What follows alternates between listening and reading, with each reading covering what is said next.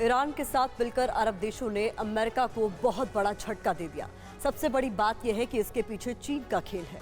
असल में Iran, Saudi अरब, UAE और ओमान साझा नौसेना बनाने जा रहे हैं और ये सब होगा चीन की अगुवाई में। कहा जा रहा है कि इन देशों की बैठक भी चीन ने ही करवाई और उसी मीटिंग में चारों मुल्क समंदर में एकजुट होने पर एकमत हुए।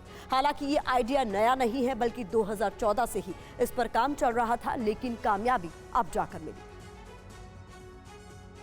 फारस की खाड़ी में वो होने जा रहा है जिसकी कल्पना कुछ साल पहले तक किसी ने सपने में भी नहीं की थी।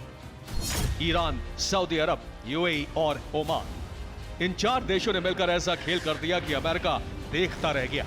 अमेरिका के लिए ये किसी सदमे से कम नहीं। झटका नंबर 1, ईरान, सऊदी अरब, यूएई और ओमान फारस की खाड़ी में जॉइंट नेवल फोर्स बनाएंगे। झटका नंबर 2, चीन की निगरानी में ये देश अपना प्लान पूरा करेंगे। झटका नंबर 3, 31 मई को संयुक्त अरब अमीरात अमेरिका के नेतृत्व वाली मैरीटाइम फोर्स से अलग हो गई, जो लाल सागर और फारस की खाड़ी में ऑपरेट करती है। लेकिन अब अमेरिका और इजराइल के दुश्मन ईरान के साथ मिलकर सऊदी अरब, संयुक्त अरब अमीरात और ओमान समंदर में अपनी साझा नौसेना उतारेंगे। इससे अलग अलग समुद्री रास्तों से पश्चिमी देशों को की जाने वाली तेल की सप्लाई की सुरक्षा हो सकेगी। ईरान का कंट्रोल स्ट्रेट ऑफ हॉर्मुज में है। इस रास्ते रोजाना 17 मिलियन बैरल तेल की सप्लाई होती है, मतलब पूरी दुनिया को होने वाली कच्चे तेल की 20% सप्लाई। ईरान बार बार इस रास्ते को बंद करने की धमकी देता था, जो सऊदी अरब और उसके साथी देशों के लिए बड़ी समस्या थी।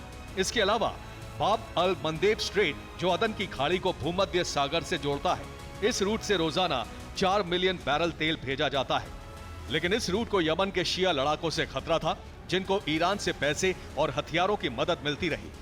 इसलिए चीन ने ऐसी चाल चली कि एक तीर से कई शिकार हो गए। उसने इन देशों को मिलाने का ऐसा फुल प्रूफ प्लान तैयार किया है कि सांप भी मर जाए और लाठी भी न टूटे। हुआ भी वैसा जैसा चीन ने सोचा था। ईरान, सऊदी अरब, यूएई और ओमान तेल सप्लाई की सुरक्षा के नाम पर अपनी साझा नौसेना बनाने के लिए तैयार हो गए। मतलब जो ईरान इनके लिए रास्ते का सबसे बड़ा कांटा था, वो आसानी से निकल गया और अमेरिका हाथ मलता रह गया। ईरान शुरू से ही फारस की खाड़ी में अमेरिकी दखल के खिलाफ रहा है।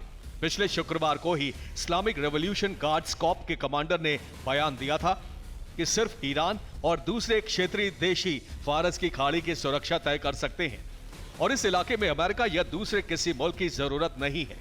अगर हम दुश्मनों के आगे झुक जाएंगे तो फिर वो हम पर हावी हो जाएंगे। इसलिए हमारे पास विरोध के अलावा कोई रास्ता नहीं है और इसी से हमारी जीत है।